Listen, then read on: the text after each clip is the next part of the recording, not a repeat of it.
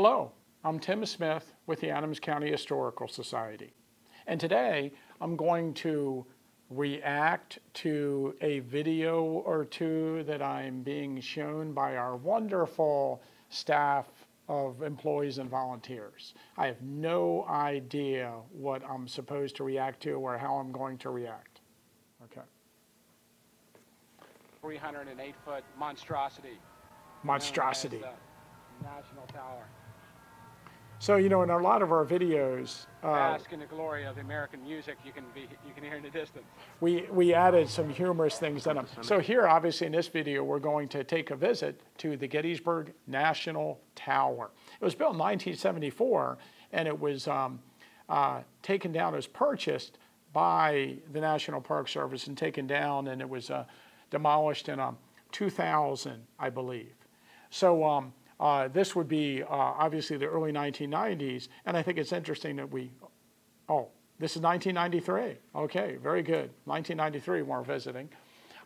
It's interesting that I was there at the last day of business at the National Tower when they were selling everything, and I bought some pieces from the National Tower. I still have one in my hallway. I have a painting of Devil's Den that hung in the National Tower. So it's fascinating. One thing people might not realize about the National Tower is that towards the end, it started to deteriorate.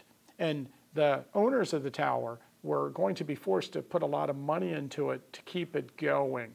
And they didn't want to do that, so they wanted to sell it to the park. And they wanted us to buy it and take it down. And for a while, the park wouldn't buy it, and they were playing really loud music from the top of the tower. They would often point their speakers towards the park and play this loud music. And so here in this video, they're playing some music. But we're actually going to go up the tower and check it out. It's a neat view of the I have not seen the tower in a while.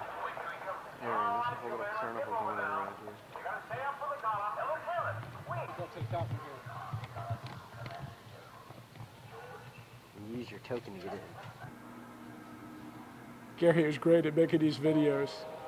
What's with the bathroom? Okay, we're up on top of the tower. Here we are on top of the tower, 300 foot above Cemetery Hill. This, I believe, is the only place. Oh, very good. So these videos that we're watching, at least that last one, is from Garry Adelman, and he made it. I think it's on his Facebook page. You know, Garry Adelman is the with American Battlefield Trust now, and is pretty prominent in their organization. So I'm sure the stuff that was cut out was to protect him from prosecution of this or that, you know. So let's see what we got now. When William Frosty wrote that book, there really hasn't been any other articles written about Devil's Den, with the exception of Kathy George's article, and of course, Bonds' book.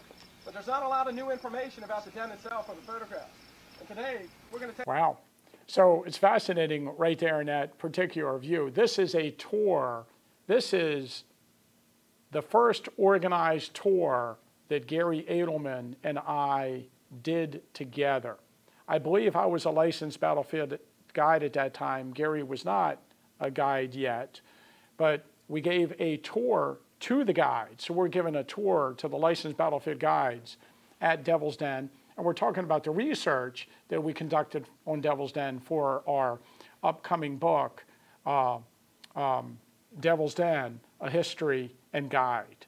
And I remember the tour very well. I remember that on my wrist there's a strap, and there's a tape recorder attached to it that I have recording myself so I could listen to it later and try to improve our craft at that time.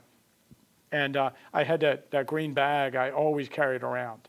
And I should mention, if they'll be able to see this clip here, and behind me there's Tim Kraft, who works as a security guard at Gettysburg College.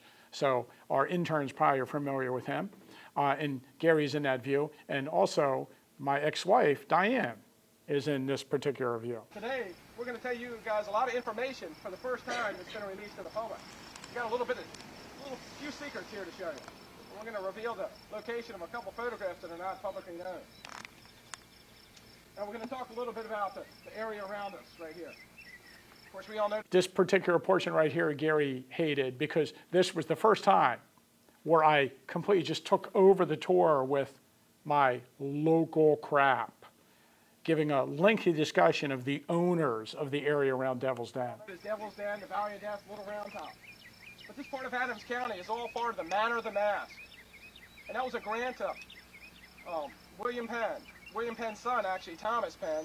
And all this property was surveyed between 1740 and 1760. We're now standing.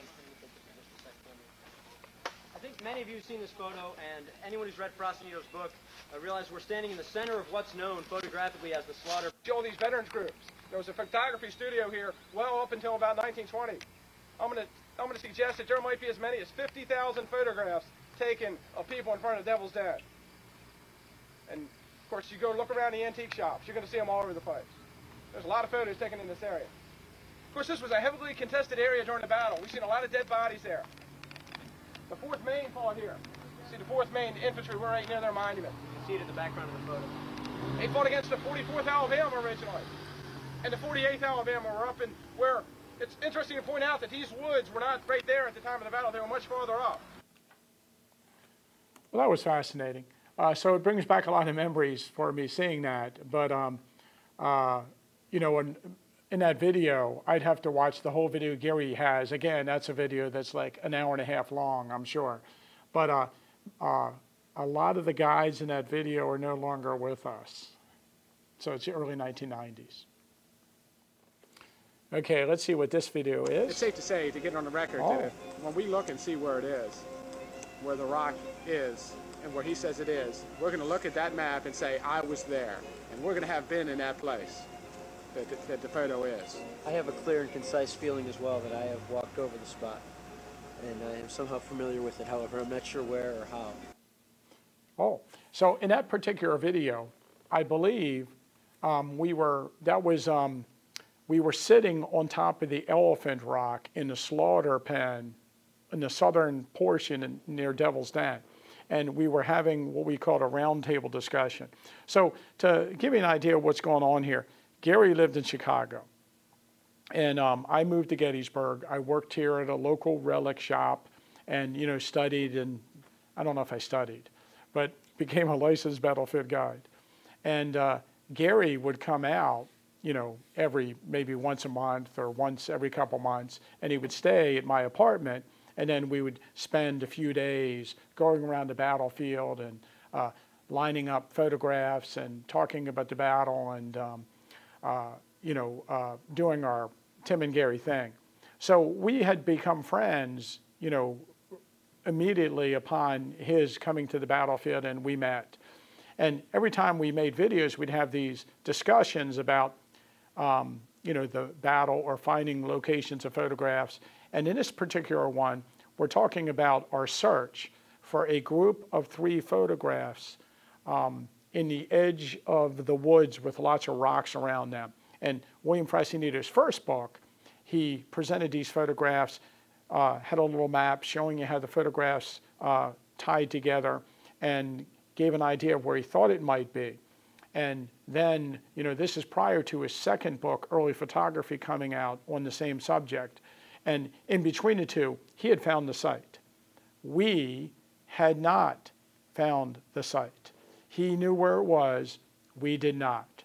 So we wouldn't let him tell us where the site of these photographs were. We knew it was going to eventually come out when his book was published, his second book. So we spent a lot of time looking for these rocks. And Gary, to his credit, found the location of these photographs without Bill's assistance during our search. Now, I'm willing to give him the credit he deserves because I've made my share of discoveries also. So thanks everybody for watching our reaction videos. And again, if you like our content on our channel, push the subscribe button and push the like button.